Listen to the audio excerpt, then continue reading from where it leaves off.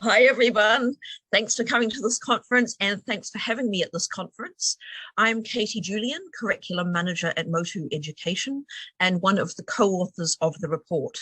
Later in the presentation, you'll be hearing from my colleague Nitha Bor Siangpum, my co-author. She is currently in Norway, so has pre-recorded her section of this talk. I'll first discuss the history of the sector, and then Bor will outline the research we've been doing into the current challenges facing the sector. And finally, we will look at the recommendations we have for different actors in the sector, finishing up with opportunities for questions and answers if there is time. The report itself has been emailed to you in English. The Burmese version is not quite ready, sorry, and we will send it to you after the conference. First, some positionality. I am a 53-year-old New Zealander of Māori and European descent. I have worked in Burma since 1995 when I went to the border as a volunteer teacher. There I experienced the lack of contextualized materials and curriculum and decided to work on this issue. I've been doing that since then, and much of the history section of this report is based on my personal experience, as I was involved with many of the organizations mentioned in it, variously as an employee, a collaborator, a coordinator, a teacher, or a trainer. So if we start with a history of post-secondary schooling, it's important to remember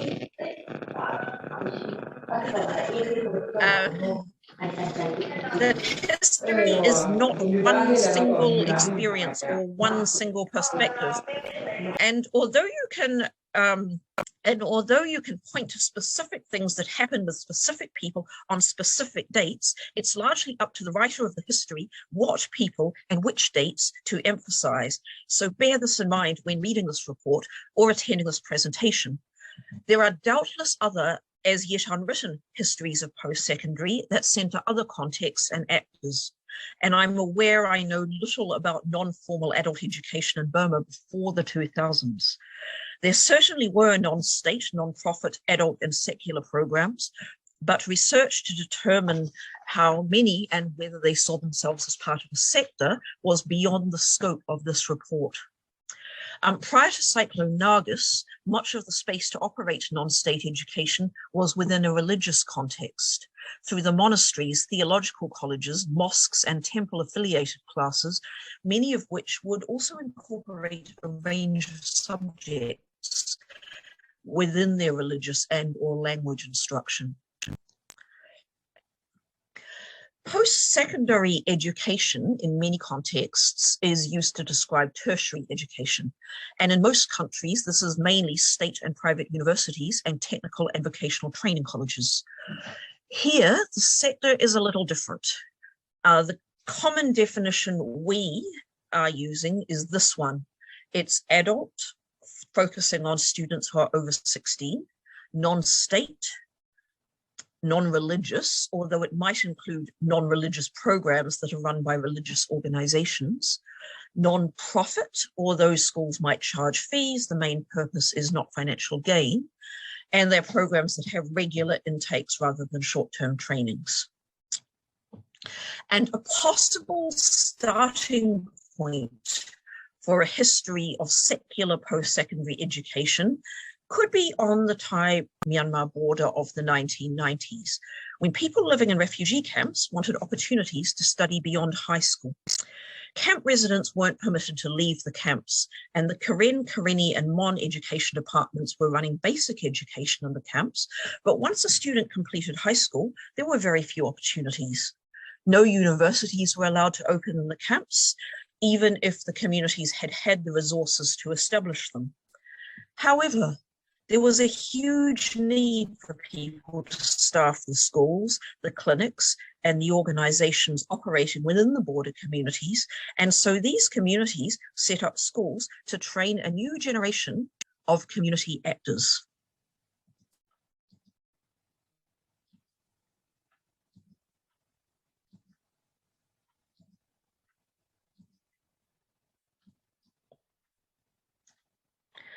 And alongside the camp post-secondaries, a range of urban-based schools were setting up in towns such as Chiang Mai and Mae Sot.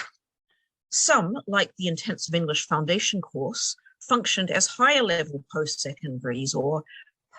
post-secondaries, taking the high achieving students from camp and migrant schools and coaching them onto scholarships,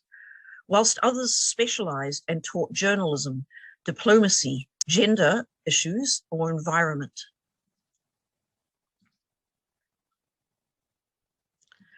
When OSI's Burma Project Education Office opened the Intensive English Foundation course in Bangkok in 1998, they took students through the US General Education Diploma, the GED course, which was one of the only ways for students without a formal state matriculation certificate to get into a university. The GED is accepted in most Thai universities, so passing the GED meant you could apply for a scholarship to study in Thailand. And this raised an interesting problem which resonates now and will be discussed later in the conference. A scholarship to get an international degree was considered the gold standard of border education, but very few were available. The GED, although logistically and pedagogically easier than other international high school equivalencies like the IGCSE or International Baccalaureate, required fluent English and a knowledge of US content. A lot of schools want to teach this, hoping it will help their students access university. But the content is not contextually relevant or useful for a community-based career. And this tension, internationally recognized education versus local content, is a central concern to educators and curriculum developers now, who are wanting their students to have their learning recognized and be transferable, but on the other hand, also want their students to acquire the skills and content useful for community-based work and to recognize, support, and promote localized and indigenous teaching and learning, a field little touched upon in this report, but which is an area of huge potential future research.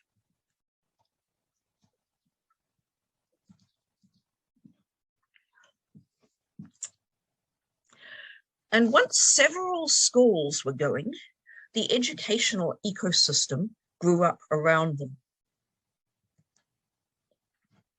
Support organizations were established to train teachers, to assist with curriculum development, to place and support volunteer teachers, to support internships, to do careers counseling and scholarships advising, and to organize conferences. I became involved in a curriculum development organization founded in 2001, and I worked with several of the early post-secondary schools on curriculum development. And of course, funding. Some schools rely on community support, and others had relationships with specific funders through religious groups, trade unions, or INGO networks. This graph, which outlines the actors and services on the Thai-Myanmar border in the early 2000s, and the same ecosystem is now operating in Myanmar as well. And it's really excellent to see all the people here representing all different parts of it from both the border and inside Myanmar. And this chart here traces the numbers of post-secondary schools on Myanmar's borders. By borders, we refer to neighboring countries. So Bangkok and New Delhi are included as borders in these statistics, and also places commonly accessed from neighboring countries. So Mai Jayang and Ho Kay are also included. We have not as yet identified any post-secondary programs operating on the Bangladesh border, although many Rohingya refugees participate in the online universities. And as you can see by this graph, the sector grew and expanded up until around 2012. And at this point, Myanmar was perceived to be opening up, and many of the schools from the Thai border areas relocated inside. The ethnic-based schools to areas traditionally under the governance of ethnic education providers, and the urban activist schools to the cities.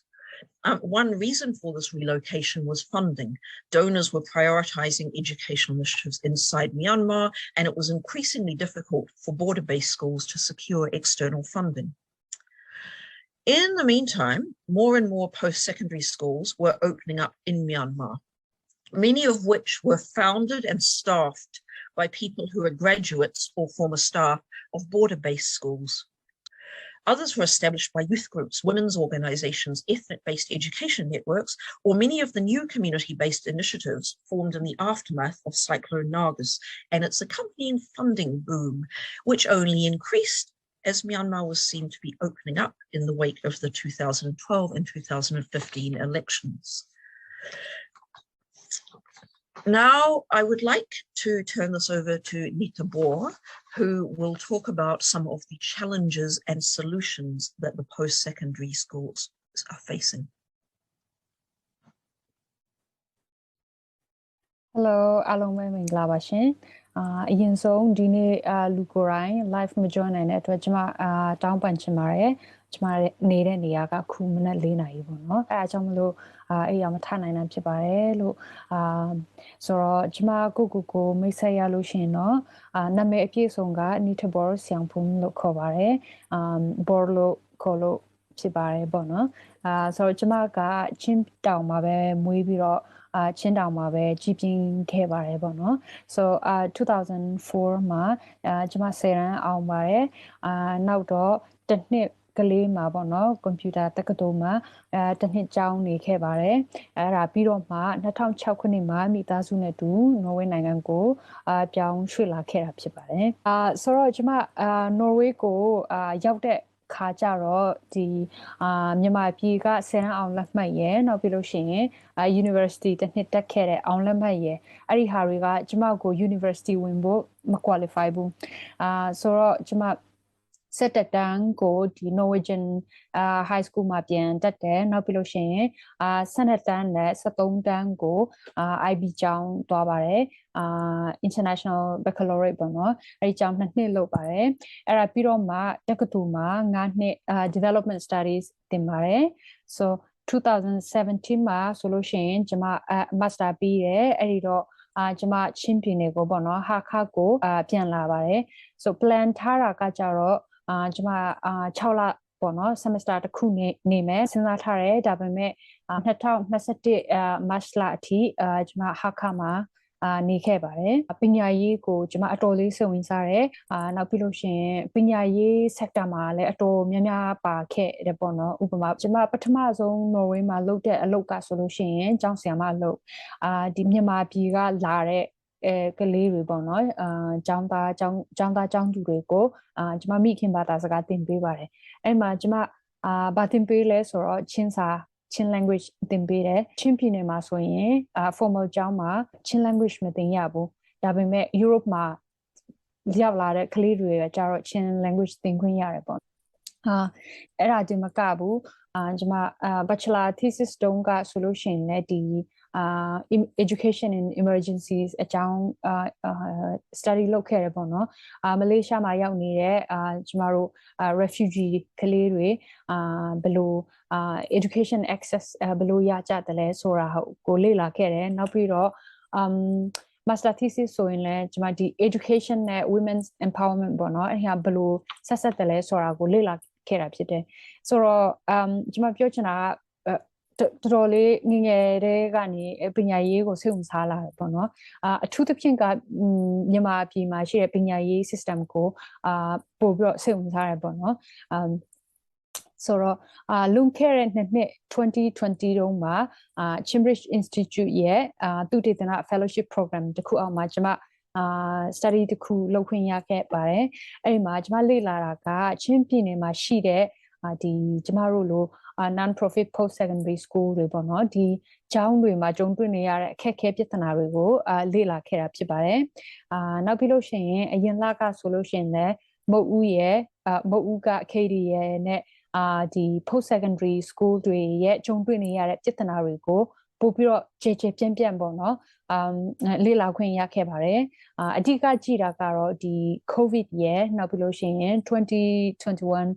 နိုင်ငံရေးအခြေအနေကြောင့်ရဲ့ထပ်ဆောင်ကြုံတွေ့လာရတဲ့ပြဿနာတွေပေါ့နော်အခက်အခဲတွေအဲ့ဒီအကြောင်းတွေကိုလေ့လာခွင့်ရခဲ့ပါတယ်အဲ့ဒီမှာကျွန်မ အရန်ဘယ်လိုပြောမလဲ inspired ဖြစ်တယ်ပေါ့နော်အချိန်တွေအမျိုးမျိုးအသစ်တွေကို adapt လုပ်ပြီးတော့ကျော်လွှားနိုင်တဲ့အကြောင်းတွေအများကြီးတွေ့တဲ့ခါကျတော့ကျွန်မအရန်ကိုinspired ဖြစ်တယ်အရန်လည်းလေးစားပါတယ်ဆိုတာကိုကျွန်မပြောချင်ပါတယ်ဆိုတော့ကျွန်မဒီနေ့ဆွေးနွေးသွားမှာကအဲ့ဒီအခက်အခဲတွေအကြောင်းပေါ့နော်အဲ့ဒီဟာတွေကိုအဓိကဆွေးနွေးသွားမှာဖြစ်ပါတယ်တကယ်တမ်းပြောရလို့ရှိရင်ဆရာမတို့ကဒီအကြောင်းတွေကိုကျမတို့ထက်အများကြီးပိုသိတယ်ဆိုတော့ကကျမဒီ conference နဲ့ရဲ့အတွင်းမှာအဲ့ဒီအကြောင်းတွေအများကြီးထပ်တင်ဖို့လည်းကျမတို့မျှော်လင့်ပါတယ်ဆိုတာကိုပြောချင်ပါတယ်ဆိုတော့ကျမရဲ့ဒီနေ့ဆွေးနွေးမှုပေါ့နော်ကျမရဲ့ presentation ကိုအဓိကအဖြစ်အပိုင်း၄ပိုင်းခွဲထားပါတယ်ကျမပထမဆုံးအနေနဲ့ဒီ post secondary sector ရဲ့အခန်းကဏ္ဍပေါ့နော်အဲ့ဒီဟာကို Chin State ရဲ့ example Chin State ကို case အနေနဲ့ထားပြီးတော့ကျမနည်းနည်းလေးပြောသွားမှာဖြစ်ပါတယ်နောက်ပြီးလို့ရှိရင်ဒုတိယကတော့ဒီCOVID ရဲ့နောက်ပြီးလို့ရှိရင်နိုင်ငံရေးအခြေအနေအပြောင်းအလဲမရှိခင်မှာဆိုလို့ရှိရင်ဒီကျမတို့ sector မှာရှိခဲ့တဲ့အခက်အခဲတွေကိုပေါ့နော်challenge တွေကိုရေဘူးရအဖြစ်အတူချုံးအဖြစ်ပြောပြသွားမှာဖြစ်ပါတယ်နောက်ပြီးလို့ရှိရင်တတိယကတော့ဒီCOVID ကြောင့်ပေါ့နော် COVID-19 ကြောင့်ဒီကျမတို့ sector မှာကျောင်းတွေကဘယ်လိုအခက်အခဲတွေကြုံတွေ့ရတယ်လဲဆိုတာကိုပြောပြသွားမှာဖြစ်ပါတယ်ဆွေးနွေးသွားမှာဖြစ်ပါတယ်နောက်ပြီးလို့ရှိရင်နောက်ဆုံးမှာကျတော့ဒီ2021 political နိုင်ငံရေးအခြေအနေကြောင့်ပေါ့နော်ဘယ်လိုအခက်အခဲတွေထပ်ဆောင်ပြီးတော့ရှိလာတယ်လဲဆိုတာကို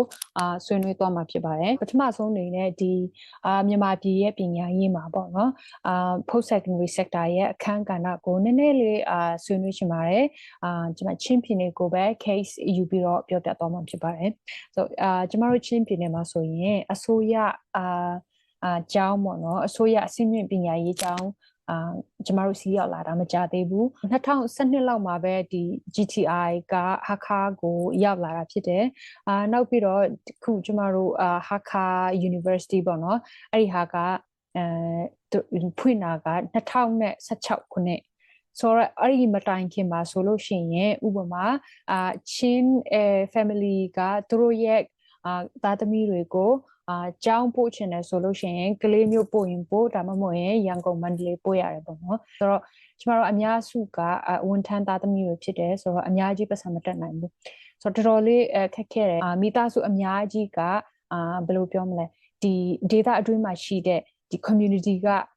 ဖွင့်တဲ့ဒီ non profit post secondary school တွေကိုပဲအားကိုးရတာဖြစ်တယ်ပေါ့နော်စီးမြင့်ပညာရေးအတွက်ဆိုတော့ကျမတို့စီမှာဥပမာဘယ်လိုပြောလဲဘာသာရေးအဖွဲ့အစည်းတွေကနေ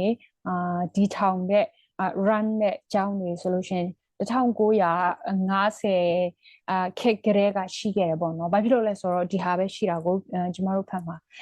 ဟုတ်တယ်မလားအများကြီးကလည်းကျောင်းမပို့နိုင်ဘူးမြို့ကြီးတွေမှာပေါ့နော်ဘာဖြစ်လို့လဲဆိုတော့ရှိသမျှကုံရောင်းချပြီးတော့ကျောင်းထားရတာဖြစ်တဲ့အတွက်အဲ့ဒါမလွယ်ဘူးပေါ့နော်လက်တွေ့မကျဘူးဆိုတော့အဲ့ဒီမှာကျမတို့အများကြီးဒီကျောင်းတွေကဒီ post secondary ကျောင်းတွေပေါ့နော်အကျိုးမြတ်မယူတဲ့ post secondary ကျောင်းတွေကdata တွေမှာရှိတဲ့ခေါင်းဆောင်တွေအများကြီးပေါ့နော်အဲ့ဒီလူစွမ်းအားအများစုကိုဒီကျောင်းတွေကပဲမွေးထုတ်ပေးတာဖြစ်တယ်ဆိုတော့ကျမဆိုလိုတာကဒီချင်းပြည်နယ် case တစ်ခုကိုကြည့်လို့ရှိရင်တောင်မှဒီ post secondary sector ရဲ့အရေးပါပုံကအရန်ကိုမြင်သာထင်သာရှိတယ်ထင်ရှားတယ်ပေါ့နော်ဒုတိယpart ကိုတွားရလို့ရှိရင်เนาะဒီCOVID ရဲ့နောက်ပြီးလို့ရှိရင်နိုင်ငံရေးအခြေအနေမပြောင်းလဲခင်မှာဒီ post secondary sector မှာရှိခဲ့တဲ့ challenge တွေကိုဆွေးနွေးချင်ပါတယ်အဓိကအဖြစ်ဒီ Chin State ရဲ့ case တွေပေါ့နော်အဲ့ဒီဟာကနေအများကြီးသင်ယူတာဖြစ်တယ်အကောင့်နှုတ်ထားတာဖြစ်တယ်ဒါပေမဲ့လို့ကျွန်မထင်တယ်ဒီခက်ခဲတွေကတခြားဒေသမှာရှိတဲ့အကြောင်းတွေမှာလည်းအများကြီးဒူလိမ့်မယ်လို့ထင်ပါတယ်ဆိုတော့ပထမဆုံးကြုံတွေ့ရတဲ့ပြဿနာကတော့ငွေကြေးကြက်တီးမှုပြဿနာပေါ့နော်ဥပမာဆိုလို့ရှိရင်ဒီကျမတို့ကျောင်းတွေက non profit တွေဖြစ်တဲ့အကျိုးမြတ်မယူဘူးအဲဒါကြောင့်မလို့ tuition fee ဆိုရင်လည်းအများကြီးမယူဘူးဘာဖြစ်လို့လဲဆိုတော့ target ကိုကပတ်စံတိတ်မတက်နိုင်တဲ့ငွေကြေးတိတ်မတက်နိုင်တဲ့ကလေးတွေစိမြင့်ပညာရေးရဖို့လုပ်ထားတာဖြစ်တဲ့အတွက်ကိုဟာကိုဝင်ငွေgenerate တဲ့အကြောင်းတိတ်အများကြီးမရှိဘူးဆိုတော့external funding ပေါ့နော်အပြင်ကနေလာတဲ့ funding ကို ကိုပဲအကူရများတယ်အဲ့လိုဖြစ်တဲ့အခါကျတော့ကျောင်းချင်းစီအနေနဲ့ long term planning လုပ်ဖို့အတွက်မလွယ်ဘူးတည်တဲ့အတိုင်းပဲပေါ့နော်မလွယ်ဘူးဘာဖြစ်လို့လဲဆိုလို့ရှိရင်မသေးချဘူးဟုတ်တယ်မလား financial အခြေအနေကမသေးချတာမျိုးဖြစ်တဲ့အတွက်ဒီ growth အကြောင်းတွေးတယ်ဆိုရင်လည်းဒီဟာတစ်ခုကိုဘယ်လိုပြောမလဲတိုးတက်အောင်လုပ်မယ်လို့ကြံတယ်ဆိုရင်လည်း idea တော့ရှိတယ်ဒါပေမဲ့ဒီ resource တွေက limited ဖြစ်တယ်ပေါ့နော်ဆိုတော့ဒီငွေကြေးကြက်တေးမှုပြဿနာတစ်ခုနောက်ပြီးလို့ရှင်တခုကဘာလဲဆိုရင်human resource တွေကဘယ်လိုပြောမလဲအများကြီးမရှိဘူး qualify ဖြစ်တဲ့ဆရာမတွေနည်းတယ်ပေါ့နော်နည်းတယ်ပတ်စံရှင်းတောင်းပါလေနည်းတယ်လို့ပြောတယ်ဒီဟာကတကယ်တမ်းကျမတို့ကြည့်ရလို့ရှိရင်တနိုင်ငံလုံးကြုံတွေ့နေရတဲ့ပြဿနာဆိုတော့ post secondary မှာလည်းဒီဟာရှိပါတယ်နောက်ပြီးလို့ရှိရင်တခုရှိတာက the international aid organization တွေပေါ့နော်အဲ့ဒီကနေ funding ယူလို့ရှိရင်တော့ proposal ရေးရတယ် project တင်ရတယ်နောက်ပြီးလို့ရှိရင်ပြီးသွားလို့ရှိရင်လည်း report လုပ်ရတယ်အဲ့ဒီမှာ donor relation တို့ဘာလို့ကရှိသေးတယ်ဆိုတော့နည်းနည်းလေးပဲရှိတဲ့ resource တွေကိုအရန်ယူရပေါ့နော်ဆိုတော့ funding ရတာမပြောဘူးလို့မဟုတ်ဘူးပေါ့နော်ဒါပေမဲ့အဲ့ဒီဟာကလည်းနည်းနည်းလေးအခက်အခဲရှိတယ်နောက်တစ်ခုကဘာလဲဆိုရင် accreditation problem ပေါ့နော်ဘွဲလက်မှတ်ရှိတယ်နောက်ပြီးလို့ရှိရင်တချို့ကျောင်းတွေကနိုင်ငံခြားကကျောင်းတွေနဲ့ဆက်ရှိပြီးတော့ဒီဘွဲကိုအတိအမှတ်ပြုပေးတာမျိုးရှိတယ်ဒါပေမဲ့ကျမတို့နိုင်ငံအတွင်းမှာဒီဘွဲလက်မှတ်ကဒီအစိုးရအလုပ်လုပ်ဖို့ကကြတော့မရဘူးပေါ့နော်အစိုးရအလုပ်ဝင်နိုင်ဖို့အတွက်ဆိုလို့ရှိရင်အဝေးတင်တက်ရတယ်ဆိုတော့ဒီအစိုးရတက္ကသိုလ်တွေရဲ့အချိန်စရာကိုကြည့်ပြီးတော့ကျမတို့အနေနဲ့အကုန်လုံးကို adjust လုပ်ရတော့ပေါ့နော်နောက်တစ်ခုအများအပြားထိုင်း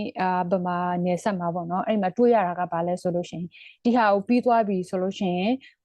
ဘာဆက်လုပ်ရမလဲဘယ်ဆက်တက်ရမလဲဆိုတော့ပြဿနာရှိတယ်ပေါ့နော်ဒီလိုမျိုးအာမခံချက်မရှိဘူးအဲ့ဒါတွေကလည်းchallenge တွေဖြစ်တယ်ဆိုတော့အများကြီးဒီထက်လည်းပိုများမှာပါဒါပေမဲ့အဲ့ဒီဟာကိုဒီအပိုင်းကိုတော့ဒီမှာပဲကျမရက်လိုက်မယ်ဆိုတော့အခုအချိန်မှာဆိုလို့ရှိရင်ကျမဒီ COVID-19 ကြောင့်ဒီကျမတို့ရဲ့ post secondary sector မှာဘယ်လိုအခက်အခဲတွေ challenges တွေပေါ်ပေါက်လာတယ်လဲဆိုတာကိုဆွေးနွေးချင်ပါတယ်ဆိုတော့ဒီ2020မှာNovember ကနေ December ပေါ့နော်အဲ့ဒီမှာမအူကသူတေသနာစာတမ်းငယ်တစ်ခုလုပ်ခဲ့တယ်ဖဏကျောင်း22ကျောင်းပေါ့နော်အဲ့ဒီမှာစစ်တမ်းကောက်တဲ့အခါမှာတော့တွေ့ရတယ်လဲဆိုရင်ဒီ22ကျောင်းထဲမှာကျောင်း2ခုကပိတ်လိုက်ရတယ်ဘာဖြစ်လို့လဲဆိုတော့အဲ့ဒီကျောင်းကဘလို့မှဘလို့ပြောမလဲ online teaching နဲ့ switch လို့မရဘူးเนาะပြီးလို့အခြေအနေမပေးဘူးပေါ့နော်လေးကျောင်းကကြတော့ face to face ပေးနိုင်တယ်ဒါပေမဲ့အခန်းရဲ့ size ကိုတော့ကျောင်းသားတွေတော့ short ချရတာပေါ့နော်အများစုကျောင်းကဆိုလို့ရှိရင် online teaching ဘက်ကို switch ရပါတယ်ပြောင်းရပါတယ်အဲ့ဒီမှာအခက်အခဲမျိုးစုံရှိတယ်ဆိုတော့ကျွန်မဥပမာပေးရလို့ရှိရင်ဟာခါမှာဆိုရင်ကျမတို့2020မတိုင်ခင်တုန်းကဆိုရင်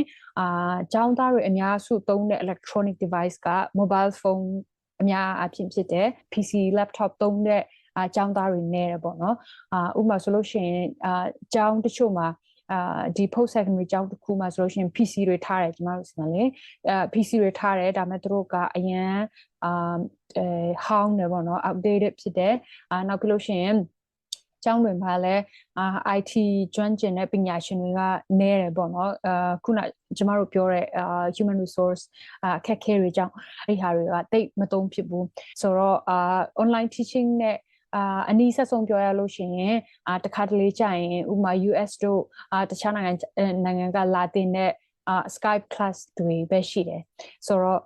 အများအပြားကအဲ့ဒီ class တွေဆိုလို့ရှိရင်လည်းဆရာကဒီ classroom တစ်ခုထဲမှာဘယ်လိုပြောမလဲ manage တယ်ပေါ့နော် run တယ်အဲ့လိုမျိုးတွေရှိတယ်ဆိုတော့ covid ဖြစ်တဲ့ခါကျတော့အထမဆုံးအနေနဲ့ကဒီ access မရှိဘူးပေါ့နော် access မရှိဘူးလို့ပြောတဲ့ခါမှာအများအပြားကျောင်းသားတွေသုံးတဲ့ mobile ကဟောင်းတယ်ဆိုတော့သူတို့ရဲ့ဘယ်လိုပြောမလဲ system တွေကဥပမာlearning platform such as Zoom တို့ Microsoft DC တွေပေါ့နော်အဲ့ဒီဟာတွေဆိုလို့ရှိရင် install လုပ်ကိုမရဘူးအဲ့လိုမျိုးဆိုတော့တော်တော်လေးအခက်ခဲကြုံခဲ့ရတဲ့အစပထမပိုင်းမှာဆိုရင်ပေါ့နော်နောက်ပြီးလို့ရှိရင်တော့အများအပြားကျမတို့ကျောင်းသားတွေကရွာပြန်တယ်လေဘာဖြစ်လို့လဲဆိုတော့ကျောင်းကလူစုလူဝေးကလုပ်လို့မရဘူးဆိုတော့ရွာပြန်ပို့ရတယ်အဲ့လိုဖြစ်တဲ့ခါကြလို့ရှိရင်ရွာတွေမှာဆိုရင်လျှက်စစ်မီးကမရှိတဲ့ရွာလည်းရှိတယ်ပုံမှန်မရှိတဲ့ဟာတွေလည်းရှိတယ်ဆိုတော့လျှက်စစ်မီးခက်ခဲရှိတယ်နောက်ပြီးလို့ရှိရင် internet access ပေါ့နော် internet မရဘူးအဲ့လိုမျိုးတွေရှိတယ်ဆိုတော့ဒီကျမတို့ဒီ Mote Oo report ထဲမှာအရင် report ထဲမှာတွေ့ရတာကဘာလဲဆိုရင်တချို့ကျောင်းသားတွေကဆိုရင်ဒီ electricity ရနောက်ပြီးလို့ရှိရင် internet ရဖို့ကိုတခြားရွာကိုသွားရတယ်ဆိုတော့အဲ့ဒီမှာတော်တော်လေးအခက်ခဲရှိတယ်ပေါ့နော်ဆိုတော့ကျမတို့မြို့ပေါ်ကိုကြည့်လိုက်လို့ရှိရင်လည်းဒီ internet ရရင်တောင်မှအိမ်မှာ wifi ရှိရင်တောင်မှလေဘာတော့ဖြစ်လဲဆိုတော့အကုန်လုံးအိမ်မှာနေရတယ်ဆိုတော့အဲ့မှာမလောက်ဘူးပေါ့နော် internet ကသူ့ရဲ့ဘယ်လိုပြောမလဲလူကုံလုံးမိသားစုကအိမ်မှာပဲနေတယ်ဒီတစ်ခုကိုပဲ share တယ်ဆိုတော့တော်တော်လေးအခက်အခဲဖြစ်တယ်ဗမာပြည်မှာကြောင်းတက်လာတဲ့သူတွေကတော်တော်များများရင်းနှီးလိမ့်မယ်ထင်တယ်ကျမအရန်ကိုဆရာကmanage လုပ်တာလေ micro manage အရန်လုပ်တယ်လိုမျိုးအရန်ထိန်းတာဆိုတော့အခုဟာကို independently study လုပ်ဖို့ကြောင်းစာလုပ်ဖို့ဆိုတာနည်းနည်းခက်တယ်ဆိုတော့အဲ့မှာ motivation ကအရန်ကြတယ်ပေါ့နော်အဲ့ဒီတခုကြောင်းပဲမဟုတ်ဘဲနဲ့အဲ့ covid ဆဆချင်းတော့ကဆိုရင်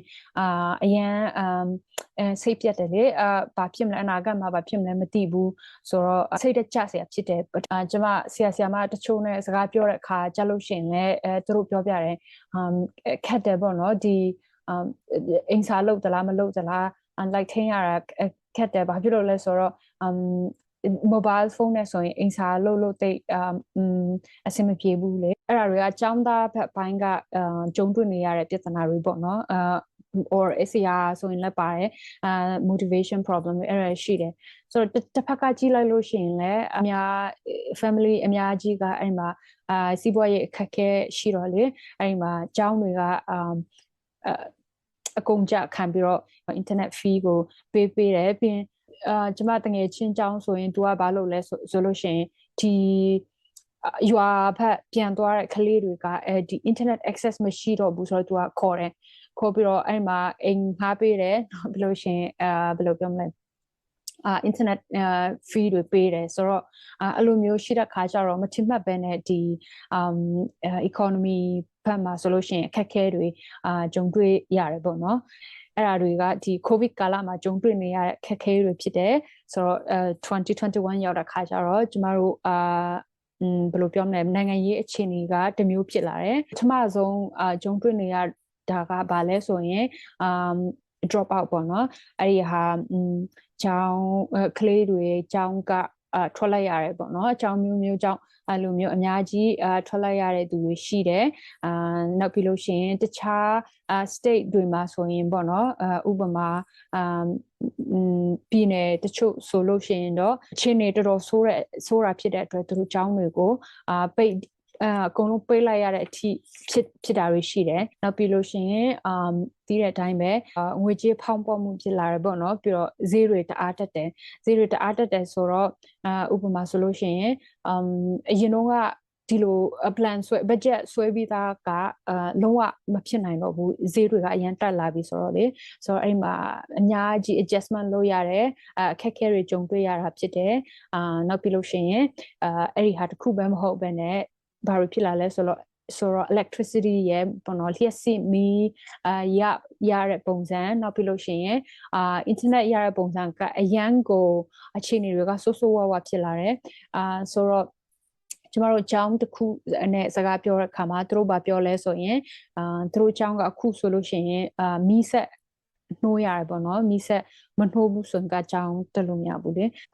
စီဈေးတွေကလည်းအရန်တက်တယ်ဆိုတော့လေအဲ့ဒီမှာbudget ထက်အများကြီးပိုသုံးလိုက်ရတာမျိုးတွေရှိတယ်ပေါ့နော်နောက်ပြီးလို့ရှိရင်လမ်းပန်းဆက်သွယ်ရေးခက်ခဲတယ်လမ်းပန်းဆက်သွယ်ရေးဘယ်မဟုတ်ဘဲနဲ့ဥပမာဆိုလို့ရှိရင်ဒေါ်နာစီကfunding နဲ့တွားနေတဲ့အကြောင်းတွေဆိုလို့ရှိရင်အခက်အခဲဖြစ်တယ်ဘာဖြစ်လို့လဲဆိုတော့ဒီ percent transfer ကနည်းနည်းတော်တော်လေးအခက်အခဲဖြစ်လာပြီဆိုတော့လေအဲ့မှာအဲ့ဒီဟာတွေလည်းအခက်အခဲရှိလာပါတယ်နောက်တစ်ခုကဘာလဲဆိုရင်အရင်တော့ကဆိုလို့ရှိရင်ဒီ post secondary sector ကအကြောင်းသူကျောင်းသားတွေကဆိုလို့ရှိရင် NGO sector မှာအလုပ်ဝင်တာများတယ်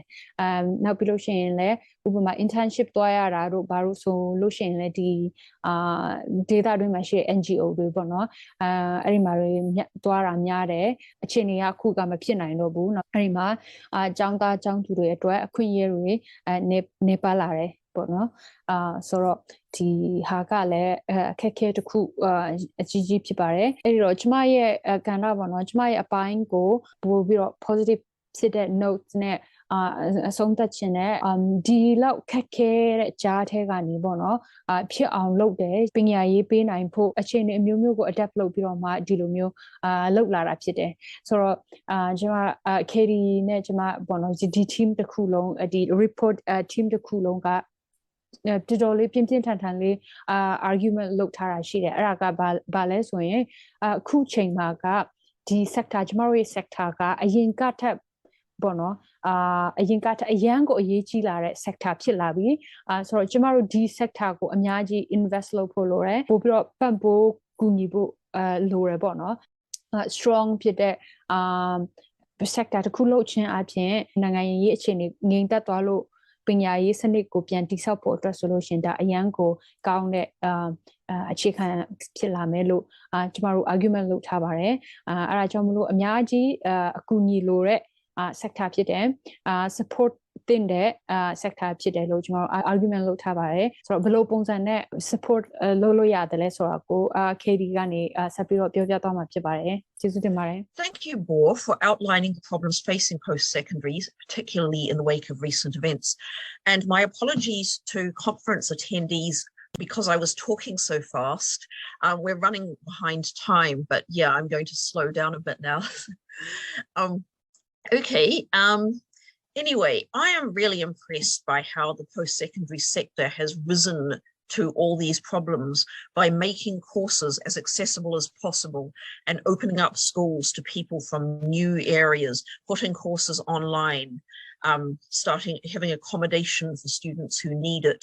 and setting up new schools in areas where people need them, and of course the growth in the new online universities, which give even wider access to a greater range of students to study a much wider range of courses, as long as we can breach that digital divide.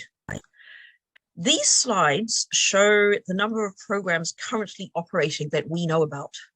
There are likely to be a lot more. And I think some of you here now are not included in these numbers. We will do a more up-to-date version after the conference. This slide here shows schools by location. And this one shows them by focus.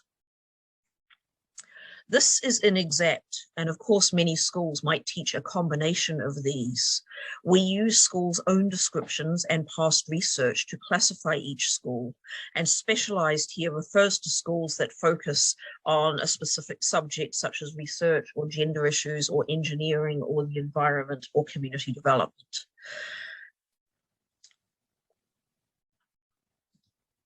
We are flexible and responsive as a sector, and this is perhaps the corollary to our lack of formal recognition or accreditation. Although no state formally recognizes our teaching and learning, we are not bound by the rules or the bureaucracy of a national education agenda. We can choose whether religion will be part of our school. And as we are not trying to make a profit, we do not have to design programs to the interests of the moneyed or the market. We can deliver, to the best of our ability, the education our communities are asking for. We answer to our stakeholders, our donors, and most of all, our communities. We are accountable to our future. And how can we do this more effectively? I'll leave you with our recommendations.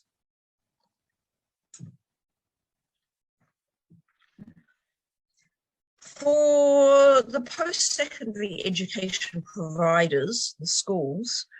basically just increasing skills in order to be more flexible and responsive, and to do what you can to make technology available where it is needed.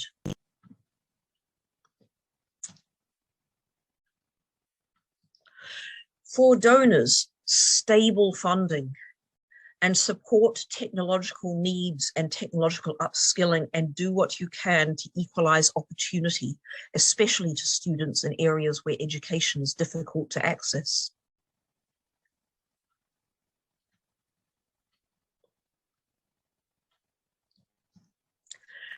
And for everyone else,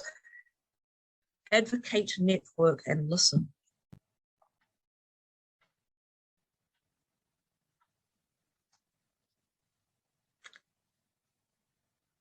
And for you, what's your role in enhancing the post-secondary ecosystem?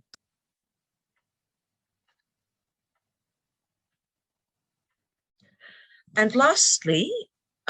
we don't have time for questions and answers, but please go to the Padlet